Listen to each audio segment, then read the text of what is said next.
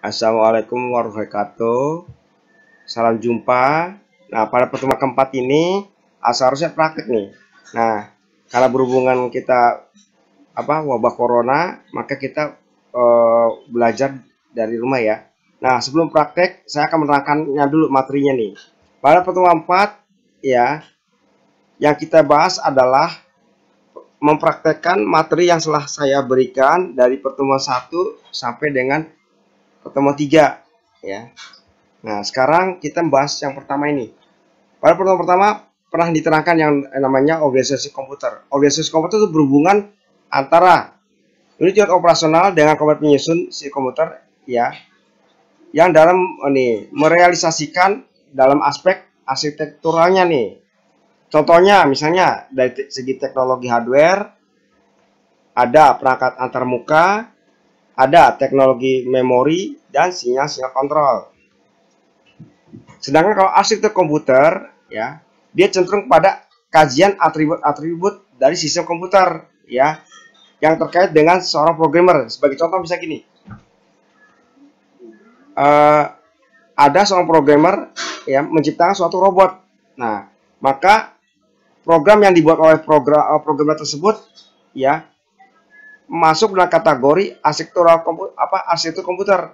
Karena apa? Berhubungan antara dunia hardware dengan software yang dibuat oleh program tersebut ya. Sebagai contoh, program yang dalam pembuatan robot tersebut ya, di dalamnya terdapat instruksi set instruksi aritmatika yang biasa digunakan untuk perhitungan, misalnya untuk gerak lah, untuk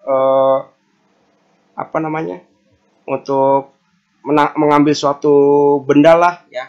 Dan teknologi pengalamatannya nih biasanya berhubungan dengan hasil yang akan disimpan ke memori ya. Dan mekanisme I/O, maksud mekanisme I/O di sini adalah hubungannya antara perangkat robot dengan komputer dalam bentuk periferalnya nih.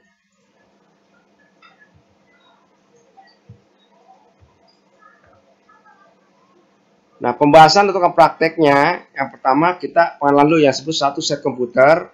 Terus yang kedua pengenalan ya motherboard, prosesor i7, sampai yang ketiga adalah pengenalan tentang konfigurasi BIOS untuk motherboard i7. Yang disebut satu set komputer ya biasanya terdiri dari monitor, keyboard ya, mouse beserta CPU. Yang ketiga adalah printer.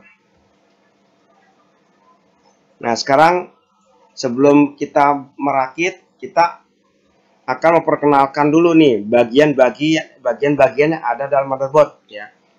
Nah, ini adalah gambar dari motherboard prosesor untuk i7. Yang pertama di sini adalah ini yang disebut dengan soket prosesor nih ya. Ini chipsetnya ya, dan ini pendinginnya nih. Pendinginnya ini yang disebut dengan heatsink. Nah, ini biasanya untuk soket untuk kabel power pada power supply. Ini SIM atau DIMM ya, soket untuk memori. Biasanya yang disebut dengan bank 0, bank 1, bank 2. Ini yang disebut dengan peripheral ya atau interface ya. Nah, ini soket untuk tempat pencolokan kabel untuk pendingin prosesor yang biasanya tipenya cooler. Nah, ini biasanya yang disebut dengan expansion slot ya. Expansion adalah tempat memasang perangkat ya, misalnya untuk VGA card atau sound card nih yang tidak onboard. Nah, ini disebut soket PCI, dia berwarna putih. Yang coklat dia berwarna itu disebut soket AGP. Nah, biasanya untuk VGA card. Nah, di sini disebut untuk panel nih, panel. Biasanya misalnya untuk power switch, speaker, ya, dan lampu indikator, misalnya untuk hard disk. Ini chipset juga, ini pendinginnya heatsink. Chipset yang ini fungsinya adalah untuk mengendalikan perangkat I/O di sini nih. Nah, ini kabel data untuk hard disk yang kita sebut SATA. Nah, ini adalah baterai CMOS, biasanya kodenya adalah 2032. Nah, ini yang disebut dengan interface ya tadi. Ini disebut USB ya. Sedangkan colokan kecil bulat itu PS2 ya. Ini untuk speaker, ini untuk LAN card ya. Ini misalnya untuk RJ45, ini ya, tipenya USB. Ini USB juga biasanya misal untuk printer atau enggak untuk flash disk. Ini contoh dari gambar motherboard versi sebelum i7. Sebagai contoh misalnya ini soket Pentium 1, biasanya disebut soket 7. Ini PCI yang berwarna putih ya. Di sini tertulis PCI slot 5 kali, maksudnya ada 5 ya, ada 5. Ini AGP.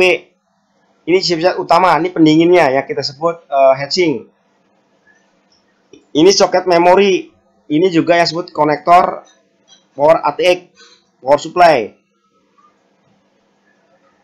Nah, ini peripheral nih atau interface. Ya. Ini yang disebut tadi PS2. Ini yang untuk mouse yang tipe serial 9 pin. Ini parallel port biasa untuk printer. Ini USB, misalnya untuk printer juga bisa tipe USB. Ini untuk LAN card RJ45 yang ini tipe USB. Ini juga USB. Ini disebut yang speaker nih. Nah, di sini CMOS, baterai CMOS 2032. Pengenalan BIOS. Jenis-jenis BIOS yang ada di pasaran saat ini adalah yang pertama Out BIOS, Phoenix BIOS, American Megatrend ya, Intercorporate atau AMI BIOS ya, Microid Research dan OM. OM biasanya digunakan untuk komputer branded, misalnya HP, Compaq, Lenovo, Dell atau IBM dan sebagainya.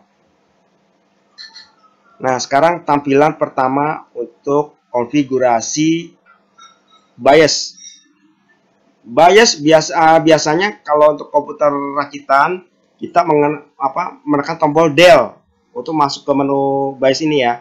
Kalau untuk yang berbasis branded, misalnya HP atau IBM, biasa tekan F2, tombol F2 atau enggak F10 atau F12. Ini tampilan utama ya. Biasanya berisi informasi tentang perangkat yang terpasang pada motherboard. Sebagai contoh, nih CPU type, nih Intel ya, Core i5. Nah, berarti ini adalah prosesor yang terpasang pada motherboard adalah i5 dengan clock 2,4 ya. Nah, di sini lagi informasi tentang hard disk nih, HDD. ST-S00LT dan sekian. Ini berarti adalah hard disk. Tipenya adalah biasanya kalau ST Seagate.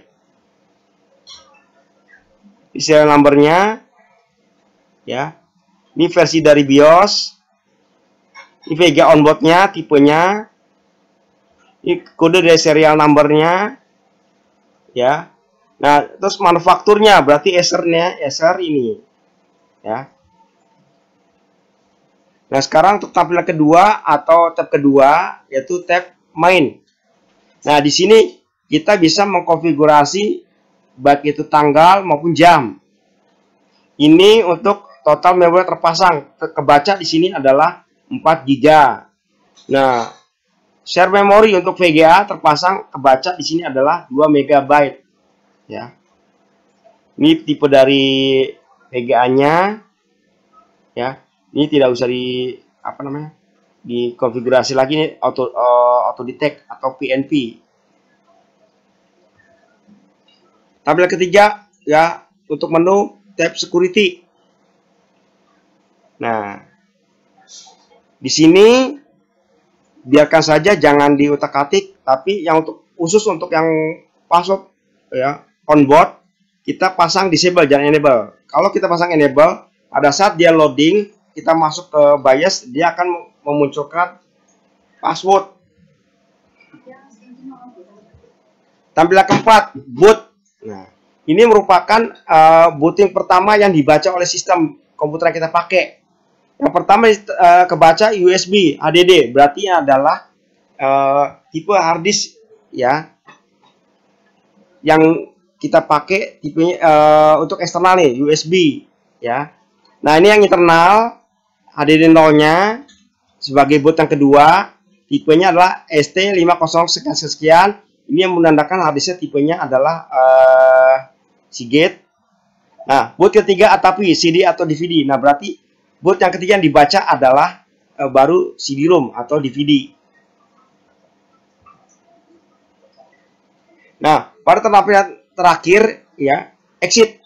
Nah, biasanya setelah kita konfigurasi, nah kita akan menyimpan dulu sebelum keluar. Nah, maka kita pilih exit saving change ya, tinggal di enter ya. Terus jawab yes. Nah, BIOS sekarang lebih simpel dibandingkan di BIOS yang sebelumnya, versi sebelumnya. Maka boleh dibilang sekarang sangat praktis dan kinerja dari komputer atau motherboard sekarang lebih cepat dibandingkan generasi-generasi sebelumnya. Sampai jumpa pada pertemuan selanjutnya.